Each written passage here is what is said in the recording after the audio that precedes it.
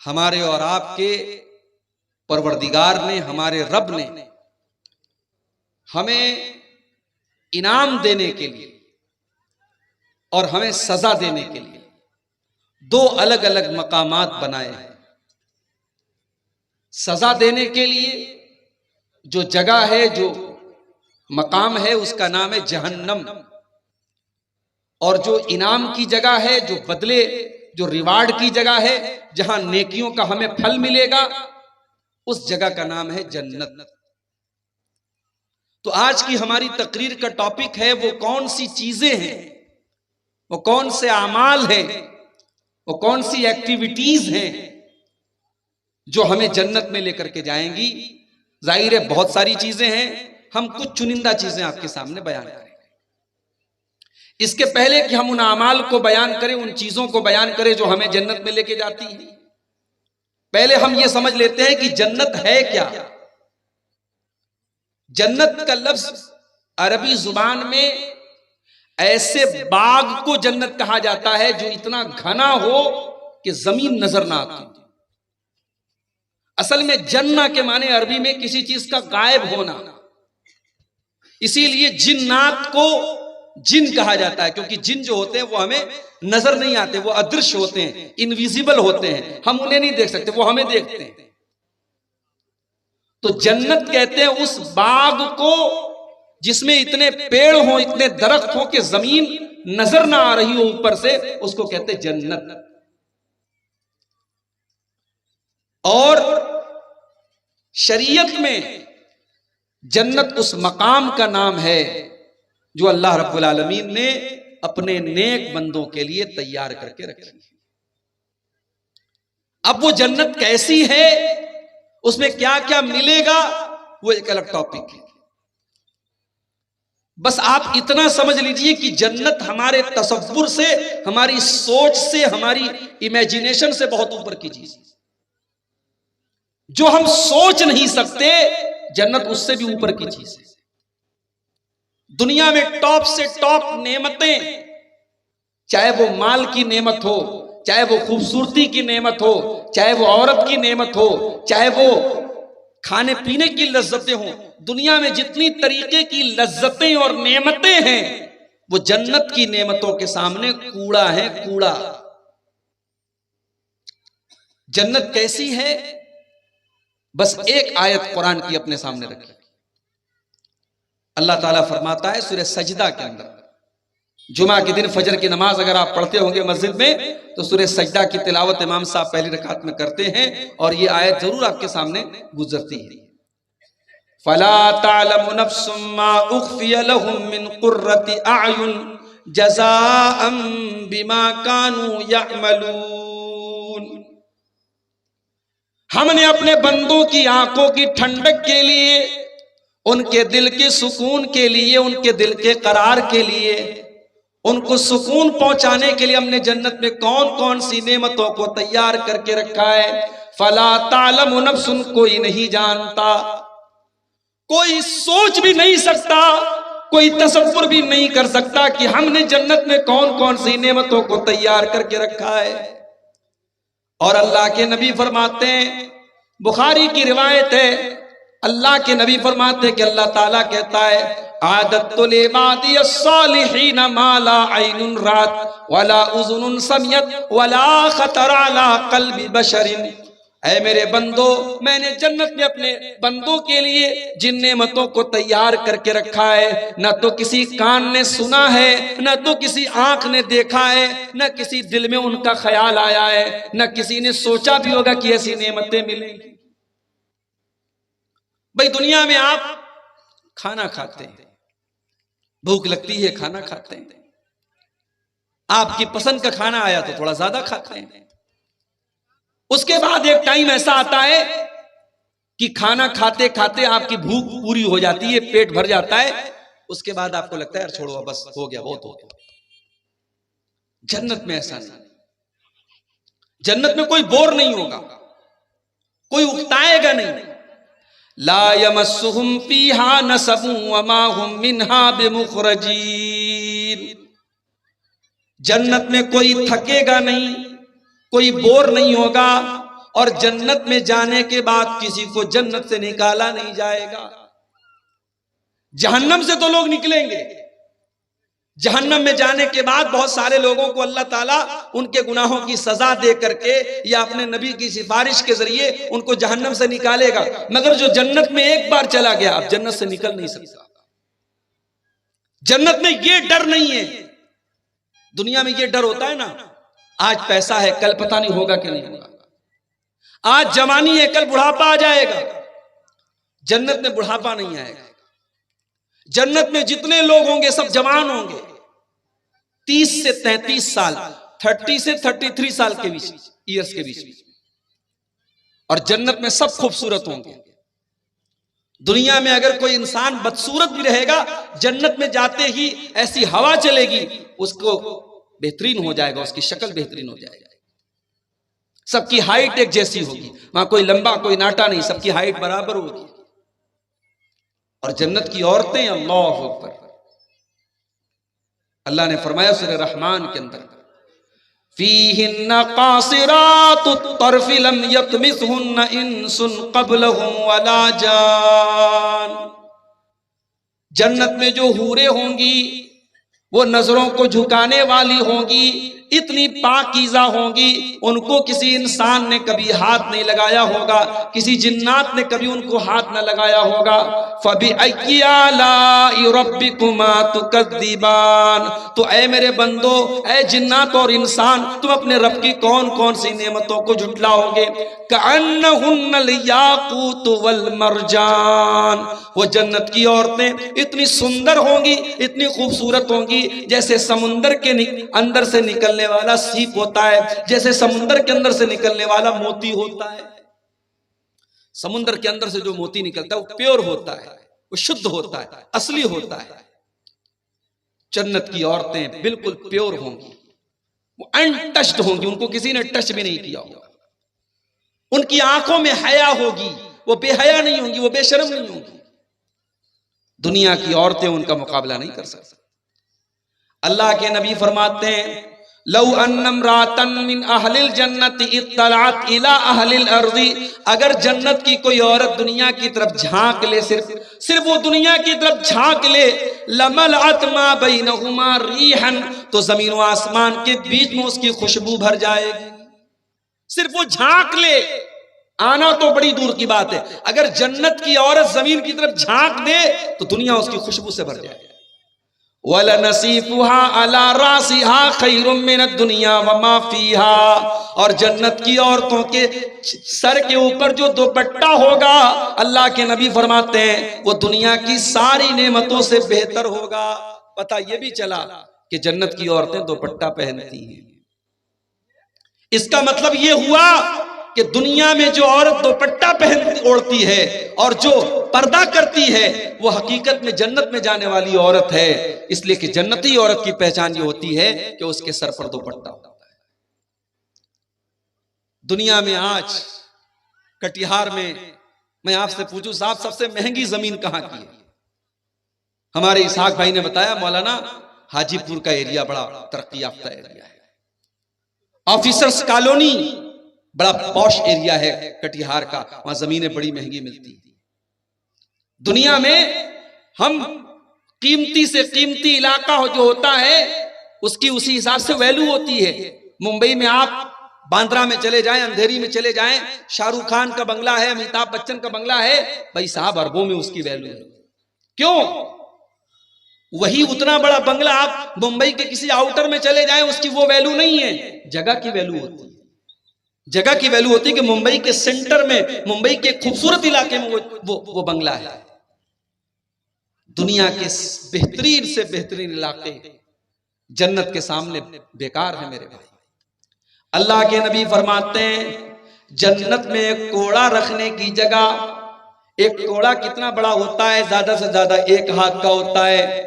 हम ये कह सकते हैं जन्नत में 1 स्क्वायर फीट एरिया, जन्नत में 1 स्क्वायर फीट एरिया, अल्लाह के नबी फरमाते खैरुम मिनद दुनिया व मा फीहा, दुनिया की तमाम नेमतों से बेहतर है। दुनिया में बेहतरीन से बेहतरीन इलाके जन्नत के 1 स्क्वायर फीट एरिया का मुकाबला नहीं कर सकते। ओ लोगों हम कितने बड़े नादान हैं, हम कटिहार के पौश एरिया में मकान बनाने के लिए कितनी मेहनत करते हैं, हम दुनिया में जमीन जायदाद के लिए कितनी मेहनत करते हैं, और जन्नत में जाने के लिए हम कोई मेहनत नहीं करते। जन्नत के लिए मेहनत करो। इसीलिए अल्लाह कुरान में कहता है वसारिउ इला मगफिरतिम मिर रब्बिकुम व जन्नतिन अर्जुहा समावातु वल अर्ज़ु उइद्दत लिल मुत्तकीन। ऐ मेरे बंदो, तुम आपस में एक दूसरे से आगे निकलने की कोशिश करो, तुम मेहनत करो, तुम दौड़ धूप करो अल्लाह की जन्नत को पाने के लिए, जिस जन्नत की चौड़ाई जमीन व आसमान के बराबर है, और जिस जन्नत को अल्लाह ताला ने मुत्तकी लोगों के लिए तैयार करके रखा है। दुनिया में औरतों के साथ बड़े मसाइल है साहब, बहुत सारी गंदगियां उनके साथ लगी हैं। जन्नत की औरतें हर किस्म की गंदगी से पाक है।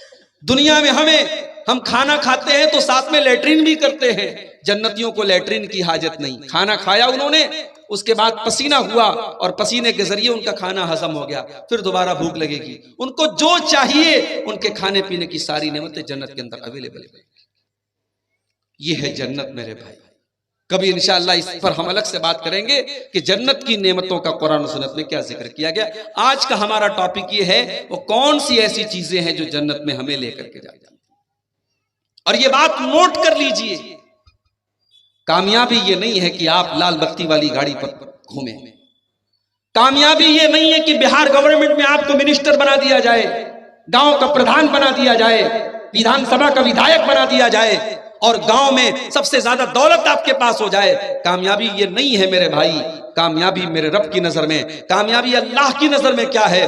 कुरान का 3रा पारा खोलो, सूरह आल इमरान के अंदर अल्लाह फरमाता है फमन ज़ुज़िया अनिन नारि व उदखिलल जन्नत फक़द फाज़ व मल हयातुद दुनिया इल्ला मताउल गुरूर।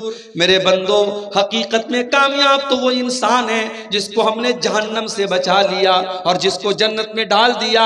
जो जन्नत में चला गया वही कामयाब है, और जो दुनिया के चक्कर में पड़ा हुआ है वो कान खोल करके सुन ले, वमल हयातुद दुनिया इल्ला मताउल गुरूर। दुनिया की जिंदगी तो धोखा है, धोखा। बड़ा नाज था फिरौन को अपनी हुकूमत पर। फिरौन ये समझता था हुकूमत ये कामयाबी है, लेकिन फिरौन जो अपनी हुकूमत और बादशाहत पर बहुत गुरूर करता था, बहुत नाज करता था, जो मूसा अलैहिस्सलाम का मजाक उड़ाया करता था, अल्लाह ताला ने उसी फिरौन को पानी में डुबा डुबा करके मार डाला, पानी में डूब करके मर गया। और जब मरने लगा तो फिरौन कहता है कि मैं अल्लाह के ऊपर ईमान लाता हूँ, मैं उस अल्लाह के ऊपर ईमान लाता हूँ जिस अल्लाह के ऊपर बनी इसराइल ईमान लाते हैं। अल्लाह ने फरमाया आल आना वक़द असैत मिन क़ब्लु, ऐ फिरौन आज तक तो तू हमारी नाफरमानी करता रहा, आज तक तो तू हमारा मजाक उड़ाता रहा, और आज अपने सामने मौत को देख करके तू ईमान ले आया। फल यौमा नुनज्जीका बिबदनिका लितकून लिमन खल्फका आयतन। ऐ फिरौन आज हम तुझे इस पानी के अंदर मौत की नींद तो सुनाएंगे, मगर ऐ फिरौन हम तेरी डेड बॉडी को सलामत रखेंगे, तेरे बदन को सलामत रखेंगे, तेरी डेड बॉडी को आने वाली नस्लों के लिए बाकी रखेंगे, आने वाली नस्लें देखेंगी। देखो फिरौन बहुत बड़ा बादशाह था, मगर अल्लाह ने उसका अंजाम क्या किया? जब उसने अल्लाह की नाफरमानी की, जब उसने अल्लाह का मजाक उड़ाया, अल्लाह ने उसका अंजाम क्या किया? तेरी लाश देख करके दुनिया इबरत हासिल करेगी। बहुत पैसे वाला था कारून, उसने दौलत को कामयाबी समझा हुआ था। जब वो कपड़ा पहनकर सज सवर करके सज धज करके निकला करता था तो उसकी कौम के लोग बेचारे बड़े बड़े जोश में आकर के कहते थे या लैता लना मिस्ल मा ऊतिया कारून, ऐ काश हमारे पास भी उतनी दौलत आ जाए जितनी दौलत कारून के पास है। इतनी दौलत थी कारून के पास कि कुरान कहता है व आतैनाहु मिनल कुनूज़ि मा इन्न मफातिहु लतनु बिल उस्बति उलिल कुव्वा, कि कारून के खजानों की चाबियों को बड़े बड़े पहलवान बड़ी मुश्किल से उठाया करते थे। इतना खजाना था, इतनी दौलत थी, और कारून को अपनी दौलत पर बड़ा नाज भी था। कारून कहा करता था इन्नमा ऊतीतुहु अला इल्मिन, ये दौलत तो मेरे बाप दादा से मुझे नहीं मिली है, मैंने इसको वरासत में नहीं पाया है, ये दौलत तो मेरी नॉलेज से मिली है, मेरे टैलेंट से मिली है, मैं इस लायक था इसलिए मुझको ये दौलत मिली है। अल्लाह ने फरमाया ठीक है, अब हम तुझे मजा चखाते हैं। अल्लाह फरमाता है फखसफना बिही व बिदारिहिल अर्ज़ा, हमने कारून को और कारून के महल को, कारून के खजाने को जमीन के अंदर धसा दिया।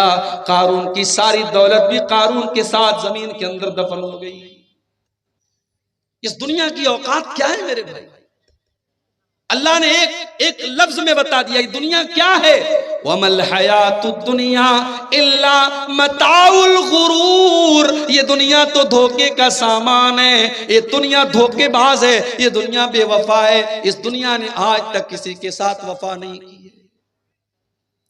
आप बेईमानी करेंगे, आप दूसरों का हक मारेंगे, कुछ जमीन बना लेंगे, कुछ जायदाद बना लेंगे, मगर मेरे प्यारे साथियों जिस दिन मौत आएगी, जिस दिन दिल की धड़कन बंद हो जाएगी, जिस दिन सांसों की डोर थम जाएगी, सारी जमीन जायदाद आपके बच्चों की हो जाएगी, आपके घर वालों की हो जाएगी, और आपके हाथ क्या जाएगा? आप तो खाली हाथ आए थे और खाली हाथ अल्लाह के पास जाएंगे, 2 गज जमीन के नीचे जाएंगे। मेरे प्यारे साथियों अल्लाह फरमा रहा है वमल हयातुद दुनिया इल्ला मता गुरूर, मेरे बंदो ये दुनिया तो धोखे का सामान है। हारून रशीद एक बहुत बड़ा बादशाह गुजरा है अब्बासी दौर का।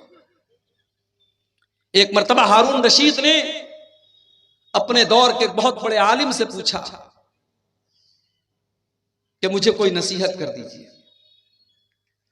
तो उन्होंने कहा कि मैं आपको क्या नसीहत करूं, मैं आपसे बस 2 सवाल करना चाहता हूं। क्या सवाल है? कहा मान लीजिए कि आप सफर पे निकले हैं, रेगिस्तान में आप सफर कर रहे हैं और बहुत जोर से आपको प्यास लगी है और दूर दूर तक पानी आपको नजर नहीं आ रहा है, और प्यास इस कदर लगी हुई है कि पानी न मिला तो आप मर जाएंगे। इतने में आता है एक आदमी और उसके पास एक प्याला है और प्याले में 2 घूंट पानी है। वो कहता है बादशाह सलामत, ये 2 घूंट पानी मैं आपको दे सकता हूं, शर्त यह है कि आप अपनी आधी हुकूमत मुझे दे दें, मैं ये 2 घूंट पानी आपको दे दूंगा। तो बादशाह सलामत आप ये बताइए कि आप क्या करेंगे, उसको हुकूमत दे देंगे या नहीं देंगे? बादशाह ने कहा अगर ऐसी बात है, अगर मेरी जान खतरे में आ चुकी है, मैं इस कदर प्यासा हूं कि मुझे पानी न मिला तो मैं मर जाऊंगा, तो जान से बढ़ के क्या है, मैं आधी हुकूमत दे करके वो 2 घूंट पानी पी करके अपनी जान बचा लूंगा। फिर उस आलिम ने कहा अच्छा एक बात बताइए, कुछ और आगे आप बढ़े, आपने पानी तो पी लिया, अब वो पानी आपके बदन के अंदर अटक गया, आपको पेशाब लग रहा है, पेशाब की जरूरत महसूस हो रही है, मगर पेशाब का रास्ता बंद हो गया है, पेशाब निकल ही नहीं रहा है, आप तड़प रहे, आप मछली की तरह तड़प रहे हैं, लेकिन पेशाब का रास्ता आपका रुक चुका है, पेशाब आपका बाहर नहीं निकल पा रहा है, आप दर्द के मारे बेचैन हैं। इतने में एक दूसरा आदमी आता है और वो कहता है बादशाह सलामत, मैं आपका पेशाब निकाल सकता हूं, मैं ऐसी दवा दे सकता हूं, ऐसा तरीका बता सकता हूं कि आपकी पेशाब निकल आएगी और आपको इस तकलीफ से निजात मिल जाएगी। शर्त यह है कि आप अपनी आधी हुकूमत मुझे दे दें। तो आप क्या करेंगे, उसे दे देंगे आधी हुकूमत? हारून रशीद ने कहा अगर ऐसा मामला आ गया, मेरी जान पर बन चुकी है और पेशाब रुक जाने की वजह से मैं तकलीफ में पड़ गया हूं, तो मैं तो यही करूंगा, मैं आधी हुकूमत उसको दे दूंगा और मैं उसका ऑफर कबूल कर लूंगा। कहा है बादशाह सलामत बस जिस हुकूमत की औकात यह है कि पानी के चंद कतरे और पेशाब के चंद कतरों से ज्यादा आपकी हुकूमत की वैल्यू नहीं है, ऐ बादशाह सलामत इस हुकूमत पर कभी नाज न करना, इस हुकूमत पर कभी गुरूर न करना, इस हुकूमत पर कभी इतराना नहीं, कभी तकब्बुर न करना। आज आप देख रहे साहब, जिनके हाथ में पावर है वो अपने पावर का कैसा इस्तेमाल कर रहे हैं। वो राहत इंदौरी ने कहा था ना, जो आज साहिबे मसनद है कल नहीं होंगे, किराएदार है, जाती मकान थोड़ी है, ये कुर्सी और इख्तिदार ये किसी की मीरास नहीं है, आज कोई है कल कोई होगा। इंसान को अपने पावर और कुर्सी का कभी नाजायज फायदा नहीं उठाना चाहिए। तो अल्लाह ने फरमाया कि कामयाबी तो ये है कि तुम्हें जन्नत मिल जाए और तुम जहन्नम से बचा लिए जाओ। और दुनिया को कामयाबी समझने वालों कान खोल करके सुन लो, वमल हयातुद दुनिया इल्ला मताउल गुरूर, दुनिया की जिंदगी तो धोखे का सामान है। अब आइए हम कुरान और सुन्नत की रोशनी में कुछ ऐसी चीजों को देखते हैं जिनको अल्लाह के नबी ने बताया है कि हाँ ये चीजें जन्नत में लेके जाने वाली हैं। मगर मैं बड़े अदब से कहना चाहता हूं मेरे भाइयों, आप रात के 2:30 और 3 बजे तकरीर सुन रहे हैं। ये टाइम ऐसा है, ये अल्लाह की कबूलियत का टाइम है। मेरे भाइयों, इस दुआ के साथ आप ये तकरीर सुने कि मैं जो बातें बयान करूंगा, जो अमाल बयान करूंगा जन्नत में लेके जाने वाले, रब्बुल आलमीन कहने वाले को और सुनने वालों को सबको अमल की तौफीक अता फरमाए। हम सिर्फ कहें ना और हम सिर्फ सुने ना, बल्कि हम उस पर अमल भी करें। अल्लाह हमको इसकी तौफीक दे। तो आइए हम शुरू करते हैं। सबसे पहली चीज जो जन्नत में लेकर के जाएगी, जिसके बगैर जन्नत में आप जा ही नहीं सकते, वो क्या है? वो तौहीद है। जब तक आप तौहीद पर नहीं आ जाएंगे, एक अल्लाह की इबादत आप नहीं करेंगे, एक अल्लाह के आगे आपका सर नहीं झुकेगा और एक अल्लाह की तौहीद का इकरार आप नहीं करेंगे, तब तक आप जन्नत में नहीं जा सकते।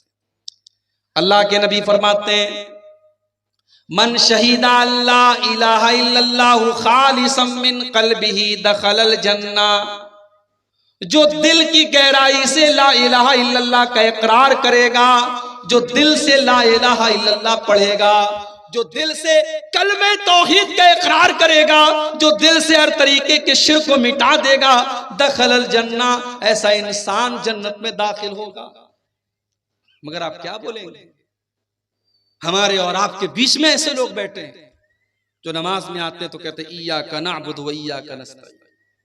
अय अल्लाह, हम तेरी ही इबादत करते हैं और तुझ ही से मदद मांगते हैं। और नमाज के बाहर कुश्ती लड़ने जाते हैं पहलवान के सामने तो कहते या अली मुश्किल कुशा, अली को मुश्किल कुशा बना दिया। औलाद चाहिए तो किसी बाबा के मजार पे जाके औलाद का सवाल करते हैं।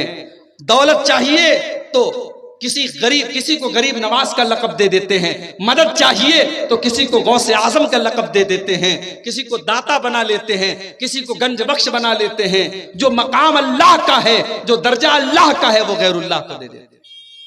और अगर आपको यकीन ना आता हो, हमारे यूपी में बहुत सारी मिसालें आपको मिल जाएंगी।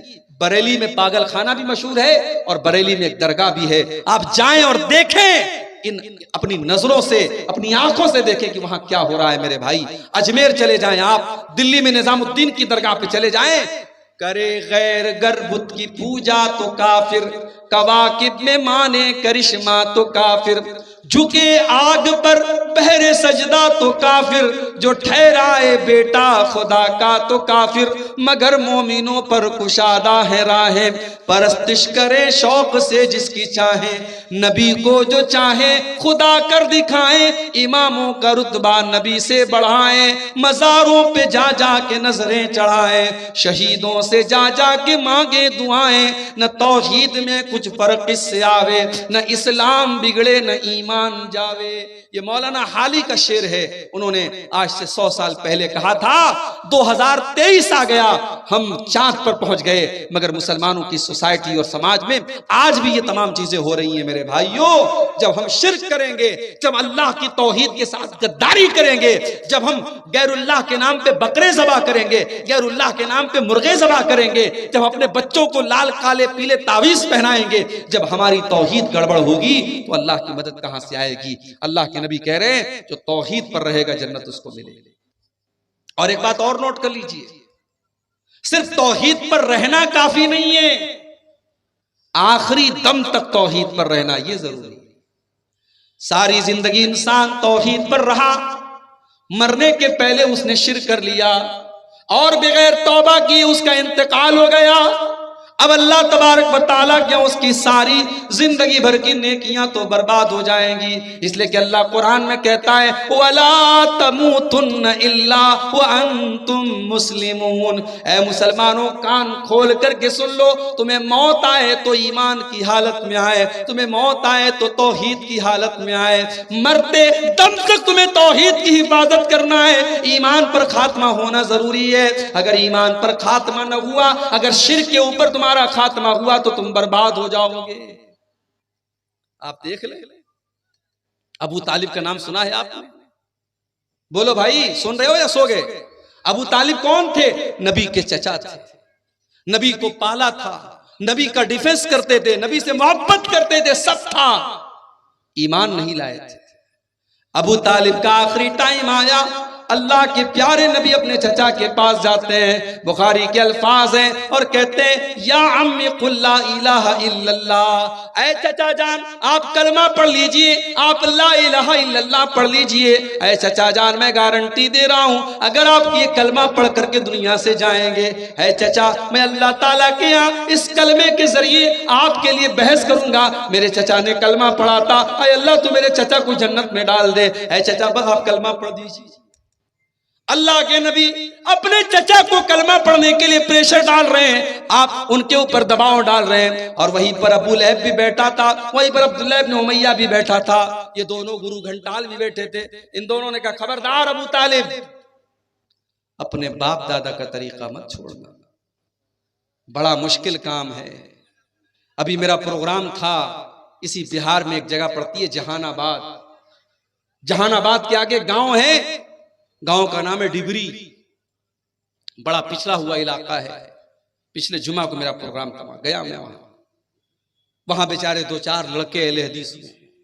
आपके इलाके में 100% लोग अहले हदीस हैं, आप अल्लाह का शुक्र अदा करें, वरना इसी हिंदुस्तान में नहीं, इसी बिहार में कितने ऐसे गांव हैं मेरे भाई जहां 2 आदमी 4 आदमी अहले हदीस है बेचारे, वो अगर कहीं सीने पर हाथ बांधे तो उनको मारा जाता है।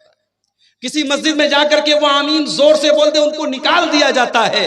वो बेचारे मजबूर है, उनके बच्चे अपने बाप के अहले हदीस होने के बावजूद और कुरान हदीस पर चलने वाला होने के बावजूद उनके बच्चे माहौल न मिलने की वजह से और समाज न मिलने की वजह से बच्चे दूसरे रास्ते पर चले जाते हैं। मेरे भाइयों, आपकी बिरादरी शेरशाबादी बिरादरी में आज अल्हम्दुलिल्लाह अगर 100% आप कुरान हदीस पर चलने वाले हैं तो बहुत बड़ी नेमत है। इस नेमत पर आप अल्लाह का जितना शुक्र अदा करें। वो गांव, वहां 2-4 लोग बेचारे अहले हदीस और बाकी लोग सब वही पुराने बाप दादा के ढर्रे पे चले आए। मुहर्रम पर ताजिया निकल रहा है, रबीउल अव्वल में जुलूस निकल रहा है, मज़ारों पर सजदा भी हो रहा है, जिहालत फैली हुई है। मैंने वहां तकरीर की, तकरीर के बाद जब जाने लगा तो एक आदमी आया, बोला मौलाना आपकी बात बिल्कुल सही है, आपकी बात सारी बातें बिल्कुल सही हैं, मगर हमने बाप दादा को जो करते हुए देखा है उसे छोड़ना बहुत मुश्किल काम। बाप दादा जो करते चले आए उस काम को छोड़ना आसान काम नहीं है मेरे भाइयों, उसके लिए बड़ी हिम्मत की जरूरत है। अल्लाह के नबी अपने चचा को समझा रहे हैं और उधर से वो दोनों प्रेशर डाल रहे हैं कि अबू तालिब अपने बाप दादा का तरीका मत छोड़ो। बुखारी के अल्फाज हैं, अबू तालिब का इंतकाल हो गया, अबू तालिब को मौत आ गई और आखिरी टाइम अबू तालिब की जुबान पर यही लफ्ज था, अला मिल्लति अब्दुल मुत्तलिब, मैं अपने बाप अब्दुल मुत्तलिब के मजहब पर दुनिया से जा रहा हूं। अबू तालिब कलमा नहीं पढ़ पाए, अबू तालिब तौहीद को कबूल नहीं कर पाए। नतीजा क्या निकला? अल्लाह के नबी फरमाते हैं मेरे चचा अबू तालिब को भी जहन्नम में डाला जाएगा। हाँ, उन्होंने मुझे पाला था, मेरी मदद की थी, मेरा डिफेंस किया था, उनके अजाब में कुछ हल्कापन किया जाएगा, उनके अजाब में कुछ कंसेशन किया जाएगा, उनके अजाब को कुछ घटा दिया जाएगा, मगर जहन्नम में मेरे चचा को भी डाला जाएगा। मेरे भाइयों, पता ये चला कि अल्लाह ताला के यहाँ ये नहीं देखा जाएगा आपका बाप कौन था, आपका चाचा कौन था, आपका भतीजा कौन था। अल्लाह ताला के आपकी तौहीद देखी जाएगी, अल्लाह ताला के आपका ईमान देखा जाएगा। इसीलिए अल्लाह के नबी फरमाते हैं मन बत्ता बिही अमलुहु लम युसरे बिही नसबुहु। अगर कोई इंसान अपने अमल में पीछे है और नसब में बहुत आगे है, बहुत ऊंचे खानदान का है, अल्लाह को इससे कोई मतलब नहीं है। आपका अमल कैसा है, आपका किरदार कैसा है और आपका अकीदा कैसा है, अल्लाह के यहाँ ये देखा जाएगा। तो पहली चीज जो हमें जन्नत में लेके जाने वाली है मेरे भाइयों, वो तौहीद है। इसीलिए अल्लाह के नबी फरमाते हैं मन कान आखिरो कलामिही ला इलाहा इल्लल्लाहु दखलल जन्ना। मरने के पहले जो ला इलाहा इल्लल्लाह कह के गया है, जो तौहीद पर दुनिया से गया है, जो ला इलाहा इल्लल्लाह पर दुनिया से गया है, दखलल जन्ना, वो जन्नत में दाखिल होगा। ये पहली चीज होगी। दूसरी चीज जन्नत में लेकर के जाने वाली दूसरी चीज क्या है? हजरत अबू हुरैरा कहते हैं, तिरमिजी की रिवायत है, हजरत अबू हुरैरा कहते हैं कि अल्लाह के रसूल से पूछा गया, आए अल्लाह के नबी अन अक्सर मा युदखिलुल जन्ना, सबसे ज्यादा जन्नत में कौन सी चीज लेकर के जाएगी? आपने फरमाया तक़वल्लाहि व हुस्नुल खुल्क़, आपने फरमाया दो चीजें सबसे ज्यादा जन्नत में लेके जाएंगी, एक अल्लाह का तकवा और एक अच्छे अखलाक। और आज इन्हीं दोनों चीजों की बड़ी कमी है और हम अहले हदीसों में ज्यादा कमी है। शैतान हमारे अकीदे को कमजोर करने में शैतान बहुत मजबूर है। शैतान हमारे अकीदे को तो नहीं खराब कर पा रहा है, शैतान ने हमारे अखलाक को खराब कर दिया और शैतान ने हमारे तकवा को बर्बाद कर दिया। आज 20 साल के जवान को ले लें आप और 70 साल के बूढ़े को ले लें, आज सोशल मीडिया के इस दौर में, मोबाइल के इस दौर में और इंटरनेट के इस दौर में अगर सबसे ज्यादा कोई चीज मुतासिर हुई है मेरे भाइयों तो वो तकवा है। आज फेसबुक पर आप माशाअल्लाह दीनदारी की बातें करते हैं, अच्छी बातें करते हैं, आप फेसबुक पर आप कोई गंदी बातें नहीं शेयर करते हैं, मगर आप जब फेसबुक चलाने लगते हैं, फेसबुक पर वो जो वीडियोस आते हैं, छोटे छोटे रील्स जिनको कहा जाता है, अब रील आई, अब आप देखने लगे, उसमें गाना बजाना भी आने लगा, उसमें सीरियल भी आने लगा, उसमें बेहुदा बातें भी आने लगी। आलिम भी देख रहा है, जाहिल भी देख रहा है, 20 साल का नौजवान भी देख रहा है, 70 साल का बूढ़ा भी देख रहा है। मेरे भाइयों, आज अगर सबसे ज्यादा किसी चीज की कमी है तो अल्लाह के तकवा की कमी है और अल्लाह के डर की कमी है। आज अल्लाह के नबी की ये हदीस हमें बता रही है, ये दो चीजें अपने अंदर हम पैदा कर लें, बेहतरीन अखलाक अपने अंदर पैदा कर लें और तकवा पैदा कर लें। अखलाक का मामला भी हमारा बहुत कमजोर है। हमें से बहुत सारे लोग माशाअल्लाह नमाजी हैं, चेहरे पर दाढ़ी है, बहुत दुनिया के एतबार से परहेजगार हैं, मगर जब बोलते हैं, जब बात करते हैं तो ऐसा लगता है जैसे पत्थर मार रहे हैं। न बात करने की तमीज है, न बोलने की तमीज है, ना उनकी बीवी के साथ उनका किरदार अच्छा है, ना माँ के साथ सलूक अच्छा है, ना बाप के साथ सलूक अच्छा है। वो समझते हैं बस 5 टाइम के नमाजी, हम बहुत बड़े मुत्तकी हो गए। नहीं मेरे भाई, आपका अखलाक कैसा है, आपका व्यवहार कैसा है, माँ